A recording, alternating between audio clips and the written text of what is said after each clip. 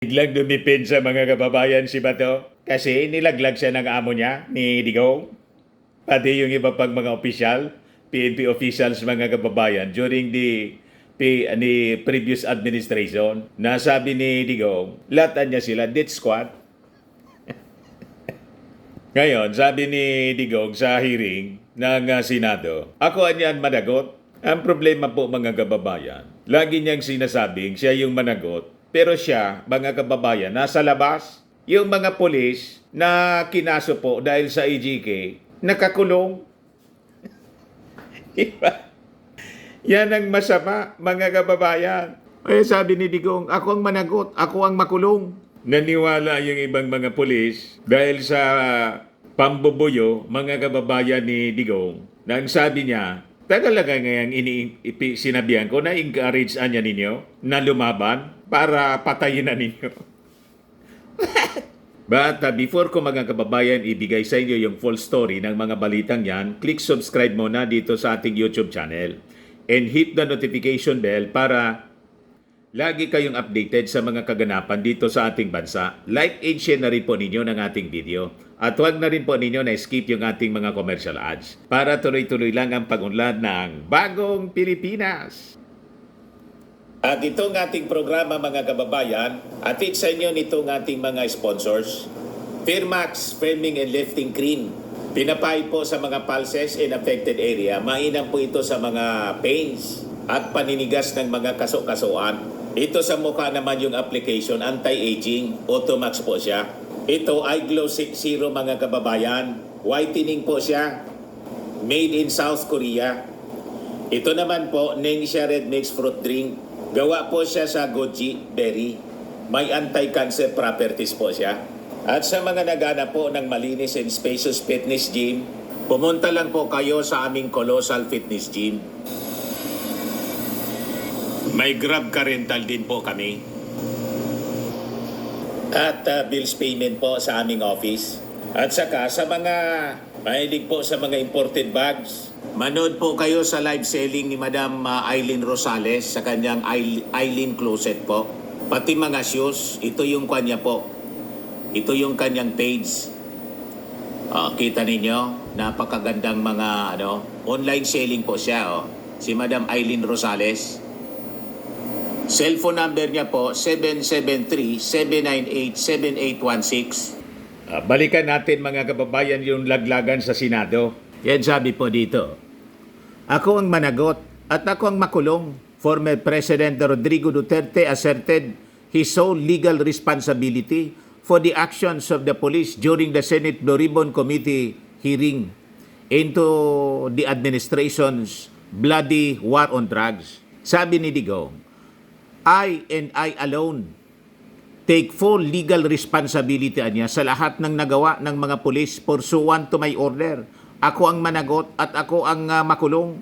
Huwag yung pulis na sumunod sa order ko. Kawawa naman. Nagtrabaho lang. Duterte stated during the inquiry ngayong araw na to. Yan po ang sinabi niya. Pero ang masaklap na katotohanan, ang nakulong yung mga inutusan niya. Wala mang command responsibility. Dapat sana sinamahan na niya sa kulungan yung mga pulis na nakulong. O kung hindi, inako niya yung lahat ng responsibility tulad ng sinasabi niya ngayon para yung mga pulis nasa labas, siya yung nakakulong. Di ba? O ngayon, ipagpatuloy natin kasi ang depensa ni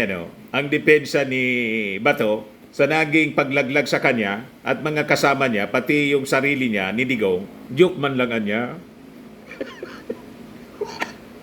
Yung joke ninyo po, more than 20,000 ang namatay sa joke ninyo. Joke man lang daw yun na pag-utos na patayin. Wala pong maniwala sa inyo. That's on official records. At mismong galing sa bibig ni Digong na biglang nagka-amnesia po nang biglang masabi yung tungkol sa death squad nang mag-follow-up question po si Risa Ontiveros, nagmali-mali na po. Hindi na maalala. Pati yung mga panangalan, tinatanong, yung 7 anyang na-mention ninyong individuals, sino-sino anya? Ano yung structure? Biglang nagka-amnesia po si Digong. Balikan natin mga kababayan yung Senate hearing. Balikan natin mga kababayan. Yun yung grades ko sa droga. Isang nanay, trabaho sa labas, sakripisyo, 3 taon, 4 na taon, padala ng pera.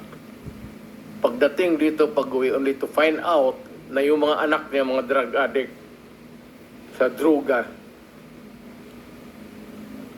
Walang nakatapos at napurnada ang pawis niya. Yung Mr. Chair. umiga siya dyan sa sahig, dyan sa City Hall, nag-iyak. Umiga siya sa sahig, nag-iyak siya. Sabi niya, Mayor, paano ito? Sabi niya, gusto niya na ako ang magbigay ng relief ng grievance niya. May reklamo siya sa akin mismo dito sa Mayor. Hindi siya nagpunta ng pulis sa akin. Mr. Meron Chair, sa probinsya diretso yan sa Mayor. Mayor, ganito ang nangyari. So, ganun ang mga istorya na kaya yan kung bakit ako talaga mainit at nakikinig ang Pilipinas ngayon. Kayong mga terorista. Mainit talaga. Ayan yung mga police chief ko. Dumaan yan sila. Koy, pati si Danao, pati si... Alam nila yan, mainit talaga ako sa droga. Mainit talaga ako sa droga. Kaya mabutit na lang, wala na akong trabaho ngayon. Kaya yun ang istoryang lumalabas sa Davao na ganon-ganon. Baka totoo yan, Senator. Inadmit niya? Baka totoo o baka hindi. But I am not O bakit ba totoo, prepared bakit to hindi? admit kung ano yung Paiba-iba na. Alam mo yan kung walang nangyari. May nangyari Mr. yan Chair, please. na napapag-usapan yan. Kung ano man ang lumabas niyang istorya sa labas ng Davao, kung ano ang nangyari, anong ginawa ko, ipaubaya mo na lang sa ano. Hindi mo naman rin ako makulong kasi you have to produce witnesses and you have to go to trial. At hindi naman ako pwedeng gano'n na lang magpakulong. Pero basta sabi ko, pag nagkapanahon akong uli na magtakbo ako ng mayor, maminos-minos talaga lang May banta pa? I will do the same thing again and again and again basta nandyan yung droga. Mr. Chair. Yes, ma'am. Mr. Chair, I believe we've given the proper leeway and respect to the former president. Hindi po ito midnight COVID briefing. And I hope we can stay on track. Hindi po natin pinag-uusapan kung mali ang droga. Pinag-uusapan po natin kung yung polisiya, naging polisiya nyo. Mr. tungkol Chair, doon. if I may. Salamat Sige, tayo, it's, Mr. it's Chair. actually the turn of Senator Bato, and let's give him 10 minutes of uninterrupted time to ask questions. Sige, sir. Sandali mo naman. Before my time starts, Mr. President, Mr. Chairman. May I just be clear on this? Yung ano yung lumalabas sa karakter ko, yung policy ko, yun na yung experience ko, kaya lumalabas yung sa utak ko, pati bunganga ko. Yun na yung galit ko. Galit talaga ako sa drogas, sasabihin ko sa inyo. Mainit ako.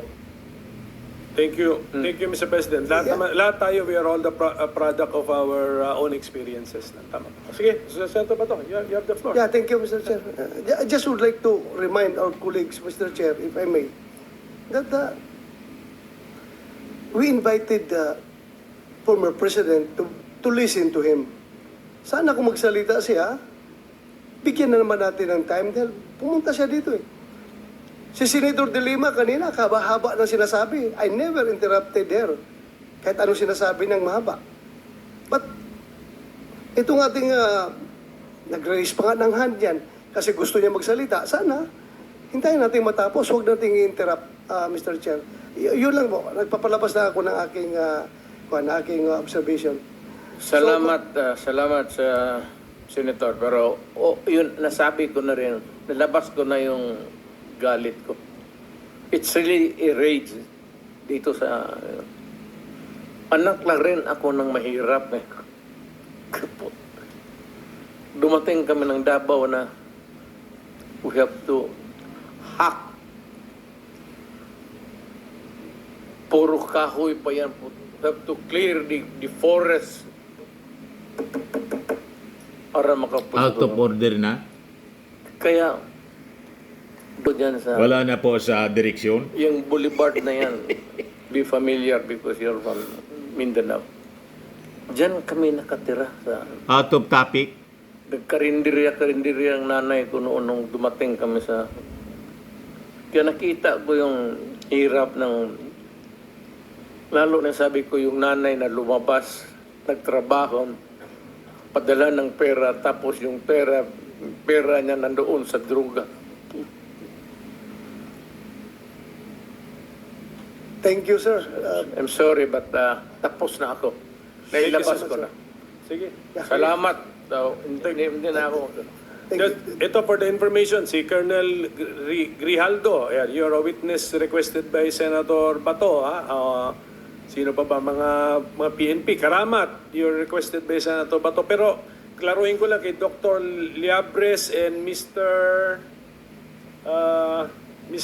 Kevin Bumagat, you're requested by Senator Bongo. Okay, so relax lang po kayo dyan. Lahat Go ahead, mga Senator testigo Bato. nila, Yes, sir. Thank you. Thank you, Mr. Chair. mga Mr. pabor Chair, sa kanila, just would like to ask the former president if kasama ba sa sinasabi niya na Davao Death Squad. o Kasi ito alam na, ko, si Bato, magaling ito si Mayor. Joke daw. Si Mayor pa sa noon. Magaling ito sa Saywar eh. Yung abilidad. nilaglag kasi Wherein siya, yung mga kaya kriminal, joke man lang daw yun. pwede niya maingkarilan na magpapatayan yung mga kriminal. Kasama ba yung mga former, mga criminal mayor na, Mr. President, na may touring mo na yun na rin kinukonsider mong death squad as a for euphemism. Sinasabi mo lang, death squad yung mga kriminal na or killing each other. Magtanim ko lang ng intriga. Intriga ang ginagawa mo, kaya sila nagbabarailan. Diyan ako mahusay. Magtanim na kaya ako na presidente. Na presidente ako sa intriga. Magtanim ka lang ng intriga dito, intriga doon. Inadmit alam mo, niya, utusan mo lang inintriga ito, niya gawin si mo to, Dilima, tapos, madaling magputok sabi. yan. Ang dapat start Nagtanim war. siya ng intriga, Hindi inadmit naman niya. kailangan. Ay, ilang Patawa-tawa taon na si dumaan? Panelo. Dadaw, kuy, pati. Archie Gambo. May inutos ba ako sa inyo na talian mo ang tao, patayin mo? Ngayon, sabihin mo sa kanila ngayon. Nandito na tayo kasi yun ang ano sa akin eh. Extrajudicial killing. May inutos ba ako sa inyo ni minsan na patayin yung kriminal na nakatali dyan o nakahiga? Tell the people now, bago tayo mamatay, ikaw, Senator De La Rosa, did I ever tell you to shoot a criminal na defenseless na nahuli na ninyo? Never in my whole life, Mr. President. I can tell you. Bubulahan May sila. sinabi ba na isalvage Inimbestigan niya ninyo yung sarili tao? niya. Never, Mr. President. Alam mo bakit? Di ba sinabi ko sa iyo, huwag ninyong gawin yan kasi yung karma. Babalikan tayo ng babalikan. Kaya tayo umiiwas eh. But Mr. President, I would like to make it clear na meron akong napatay sa Davao in a legitimate encounter Yes, alam ko. because you instructed me to operate against these people. Kaya napatay namin yung tao na yon, mga kalaban na yon. Ilabas na lang natin yung Legitimate operation, Mr. President. That was a legitimate operation. totoo. Ilabas na lang natin Hostage taking, yung Mr. totoo. President. Hostage taking. Karnaper. Marami ko napatay. Kidnapper. Doon sa bangko. na doon nag-withdraw pa ng pera sa bangko. Sabi mo sa akin, Bato, siguruhin mo yung mga kriminal na yan, dinala nila dito yung kidnap victim dito sa sa Davao at dito pa mag-withdraw ng pera, siguruhin mo na mahuli ninyo yan. Pag lumaban, you know what to do. That's your word. True enough. Patay yung mga kidnapper, Mr. President. Nandoon ako. Yeah, because ayaw mong may mga kriminal na papasok sa ating syudad. Bigo mo po, kidnapin mo yung babae, dalhin mo sa Cotabato, Patayin. tapos ibalik mo sa Davao, kakain ka pa doon sa bahay ng papalutuin mo pa yung in-check doon sa... Tapos pagbaba nila, nandun ako na yan sila. Sabi ko, patayin ninyo yan. And Mr. President, I would like to remind Mr. Chairman that if you are going to review yung mga media interview ko sa Davao, there were many times na sinabi ko sa media ng Davao, pag mayroong patay at nag-responde ako doon, sabi nila, pinatay doon ng Davao Death Squad. Openly, sinasabi ko, kayong mga Death Squad dyan, kung sino-sino yung nagpa-Death Squad dyan, magaling lang kayo pumatay ng walang kalaban-laban. Andito ako. Ako si Colonel Bato. Kung gusto ninyo ng barilan, dito kayo sa akin. At lalaban ako sa inyo. Kung sino yan nagpa-Death Squad na yan. Kaya mali po na sabihin na kami pong mga dati sa Davao na Chief of Police ay membro ng Death Squad. Siguro, Senator Risa was not listening to the answer of General Danao. Mr. Yung Chair, I sinabi was niya listening. It was the former president who said na ang mga no, PNP ang death squad. I declare a suspension. Biglang nagbago, dumipinsa si Bato. Mismong galing sa bibig po, kahit i-review ninyo, i-replay pa ninyo itong Senate hearing, mula mismo sa bibig ni Digong, tinuro sila, lahatan niya sila, death squad. At mayroon pang pribadong death squad. Ngayon, biglang dumipensa, mga kababayan, si Bato. Ito na ngayon. Ito na, balik natin kasi nag-break. Mga panahon yun para just to complete the story. Tanungin ko lang, magtanong Ay, mo. di mo na masyado maalala. Di ko makuha yung date. Sige, Sige go lang, ahead, sir. basta di ko makuha yung date. Go ahead, sir. Go ahead to your next Yeah, point. I just would like to ask the former president, Sir, noong ikaw ay presidente, lahat ng tao sa Pilipinas kinukonsider kang hero dahil sa ginawa mo war on drugs. Lahat ng politician we're singing praises. Hallelujah! Thank you, Mr. President. Meron pa mga congressman nagsabi, Mr. President, sana ma-extend ang term ni Pangulong Duterte dahil sa ganda na nangyari sa ating war on drugs. Kayo man lang, yung mga 1.6 kalyado ninyo. million ang nag-surrender in the first 6 months.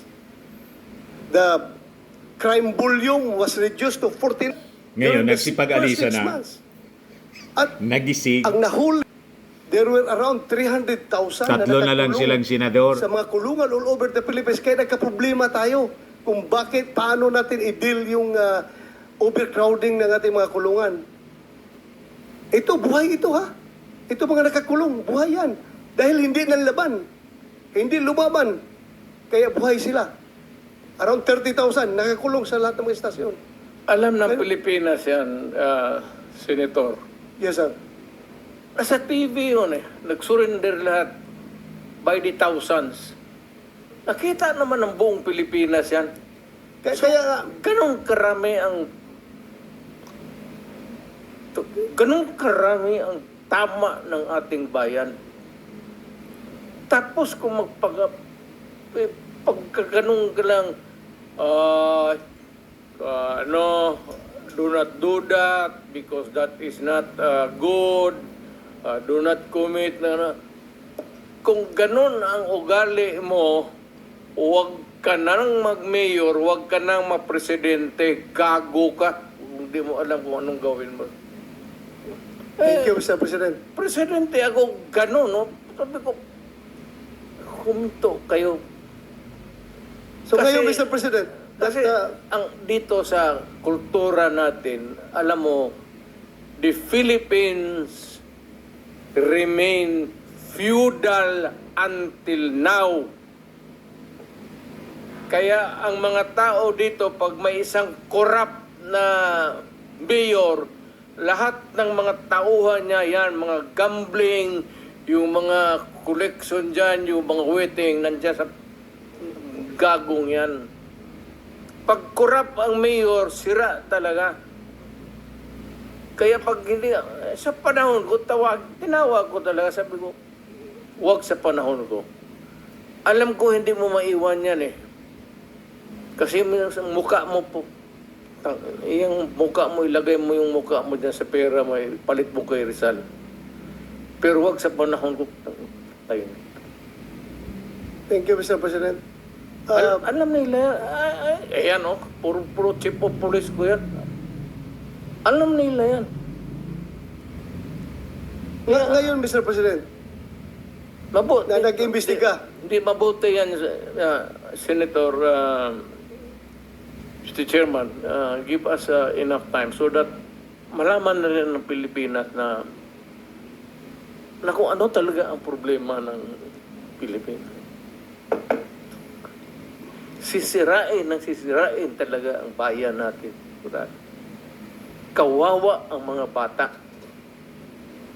Yan ang problema ko. Nung mayor ako, sabi ko, wag na wag kasi kawawa yung mga bata. Now, Mr. President, ngayon na ikaw ay iniimbestigahan sa war on drugs, where are they now? Yung mga nagsusuporta sa iyo noon sa war on drugs. Hindi natin narinig ngayon. Iniwan ka sa ere. Ano po yung naramdaman mo? Takot. Alam ko kasi yung tao. For the good time lang yan sila. Yung mga crisis kang ganito, wala ka namang kaibigan.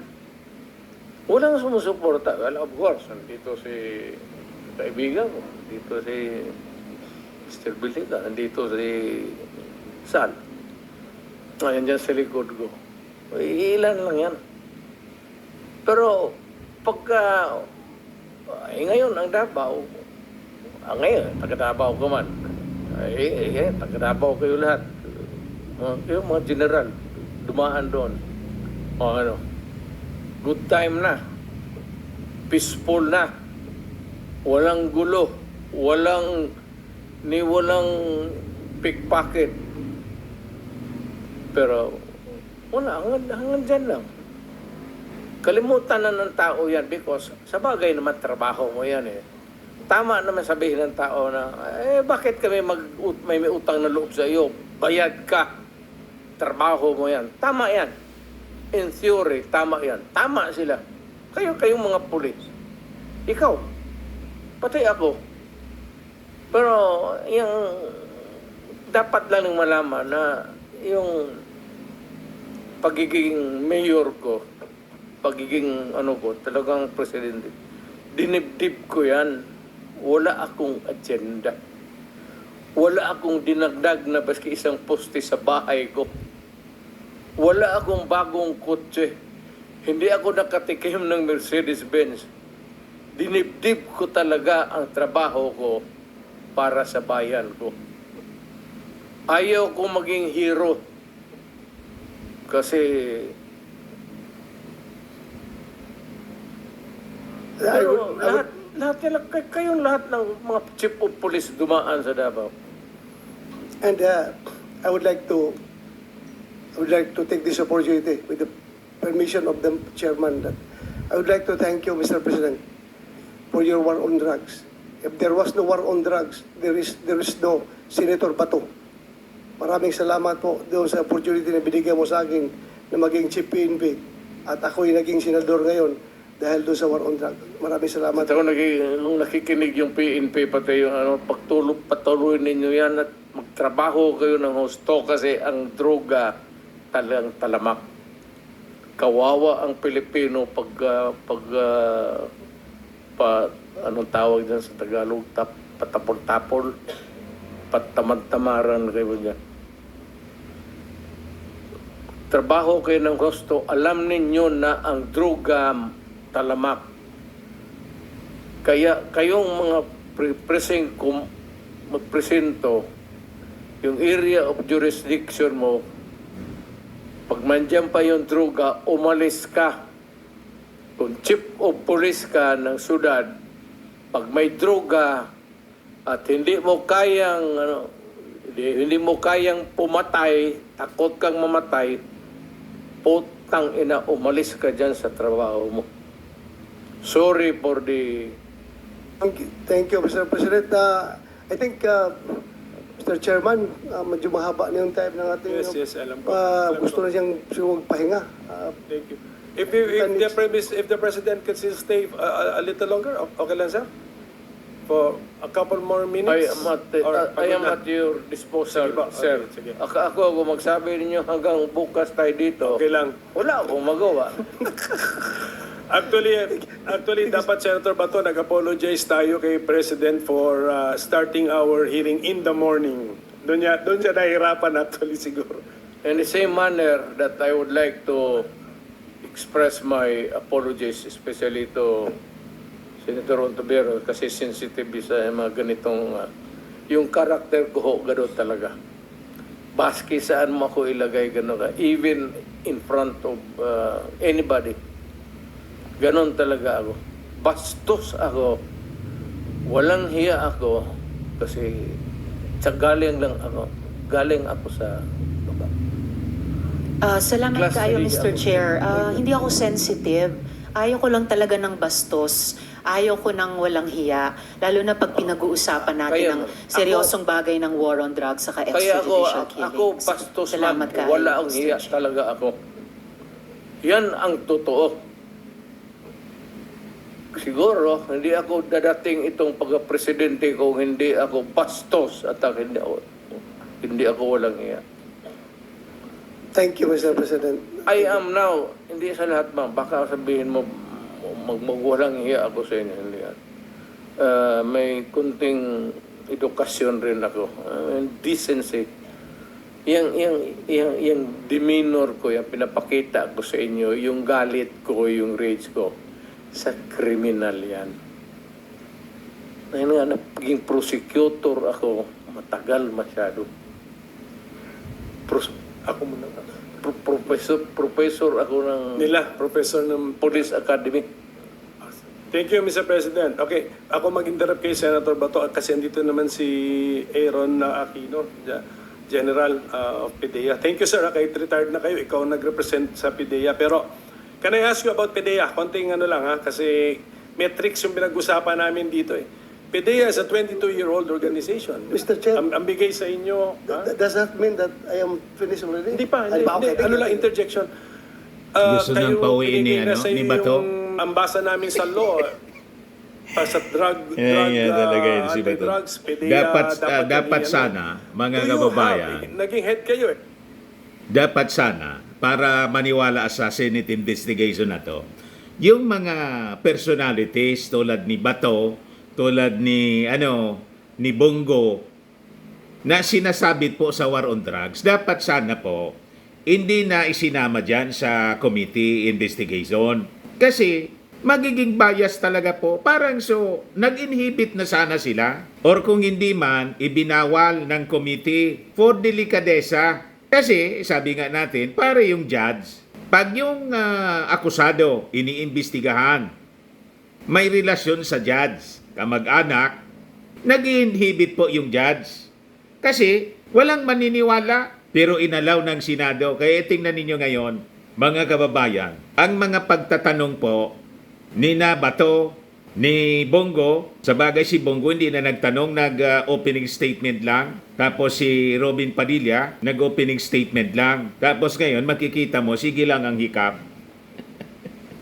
So hindi maganda po. Kaya lang, inalaw nila. Kaya hindi ka panipaniwala itong Senate hearing other than yung mga pagtatanong ni Risa Ontiveros. The rest po na mga senators, alatang-alata po ang kanilang inclination. Kaya mas kapanipaniwala po yung Quadcom hearing kaysa itong sa Senado. Mas magagaling pati yung mga congressmen pagdating po sa pagtatanong. For how long were you head of PIDEA? Taon din ba? Taon? Years din? It's 2 years and 2 years. Okay, so you're familiar with PIDEA. yes, sir.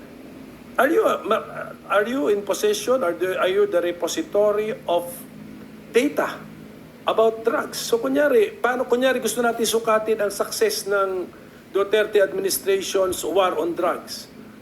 Hawak ng PIDEA ang any metrics na before June 30, 2016 at tapos June 30, 2022. Meron kayong klaseng ganun data? Kung Is it sakaling matrix, Mr. Chair? Ha? Matrix, are you asking? me? Metrics data. How much drug we have? Marami sigurong ways to measure the drug problem. Number of users, number of suspected pushers at what levels, big time, manufacturing, etc. Number of arrests, do we have all of this data with the PIDEA? Yan ang tanong ko. Yes, sir. And I think sa Dangerous Drugs Board din, sir, may data. DDB, kasi General Kuy nga pala naman sa DDB. So ganon. Just hindi ko na siguro kayo ipipress sa figures but not you, General Aquino, but the current PIDEA. Are you still in the DDB? Wala na rin sir. And the current DDB, kunang ko na lang, ang sinasabi nyo sa akin, they should be in possession of the data.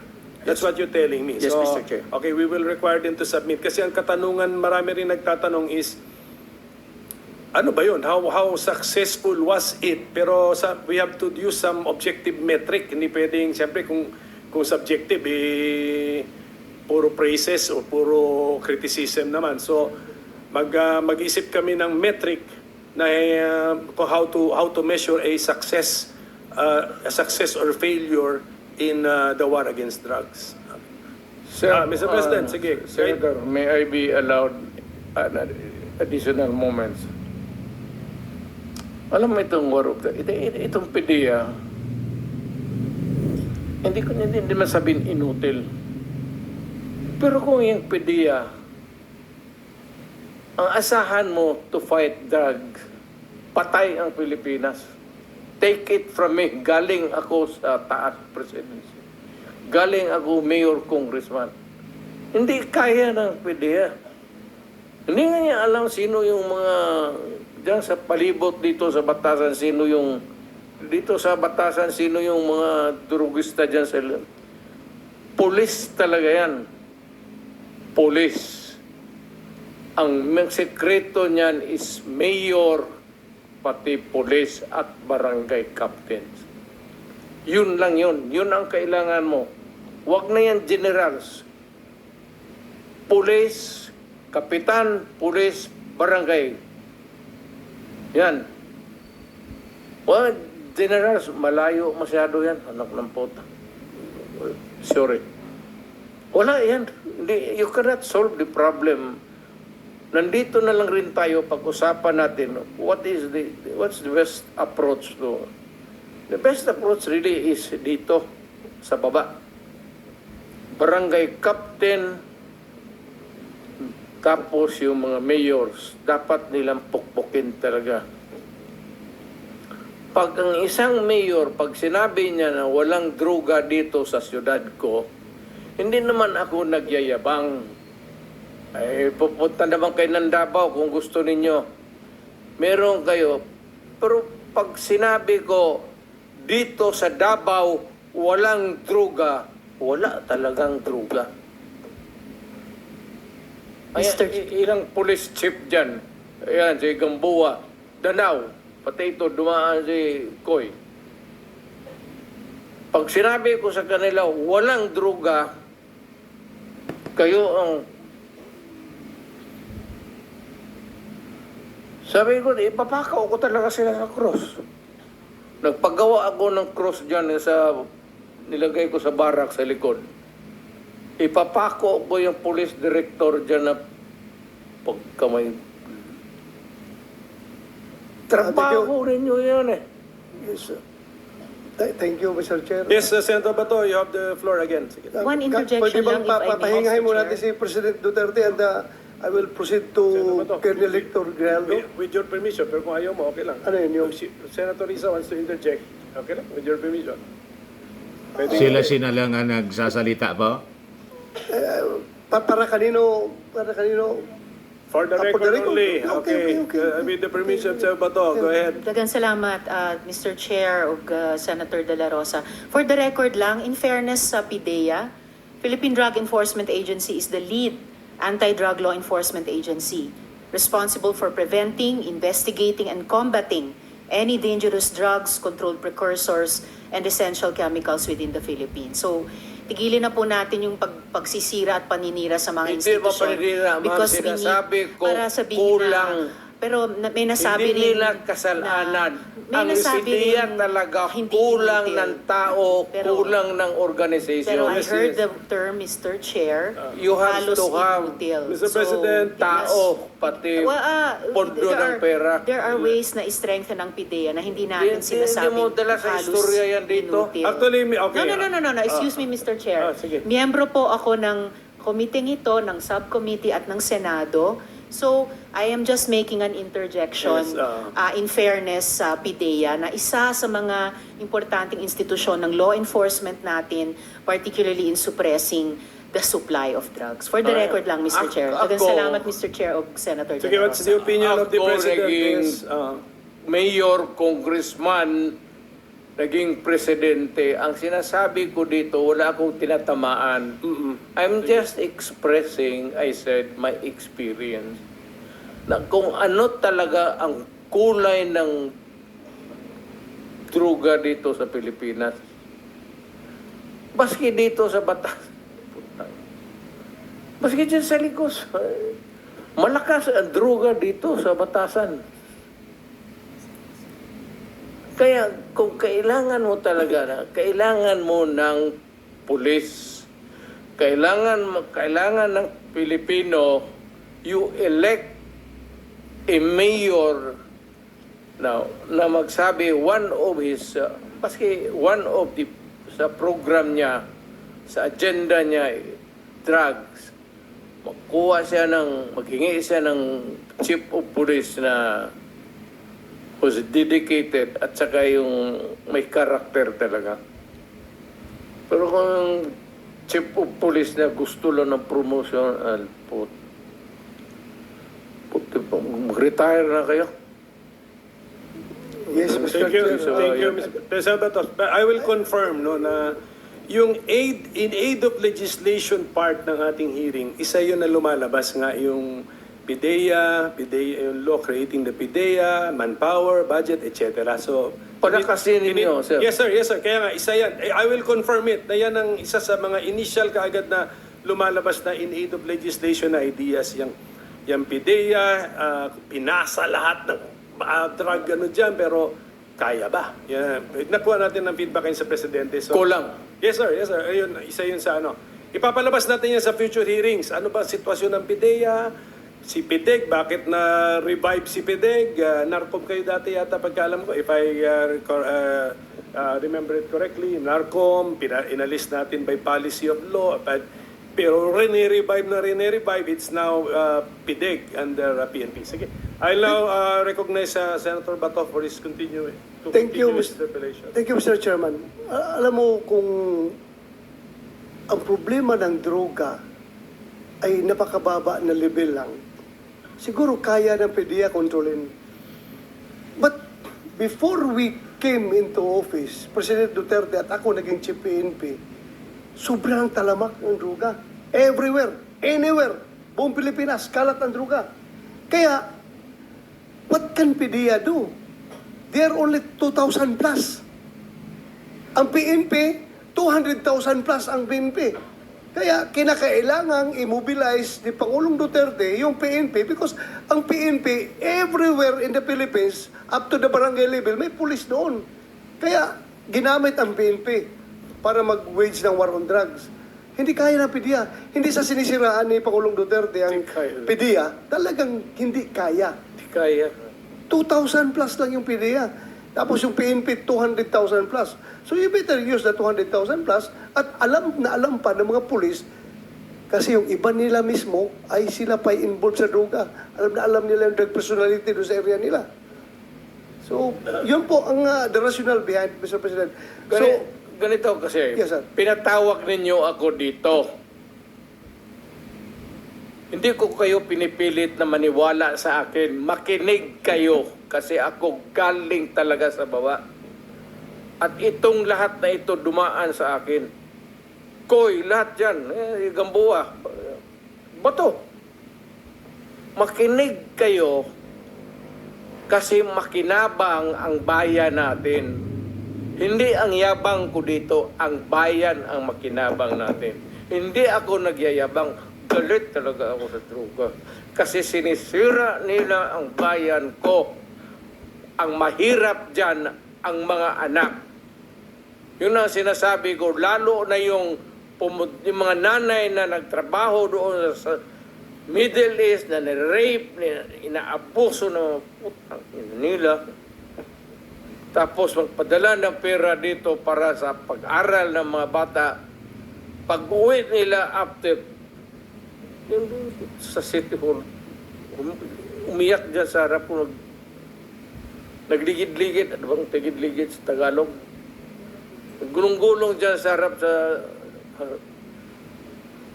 Kasi yung pinapadala ng pera pala na yung dalawang anak niya, babae, puro doon sa droga na punta yung... Kaya kung makita mo, ayaw kung hindi kasi kayo sa babae.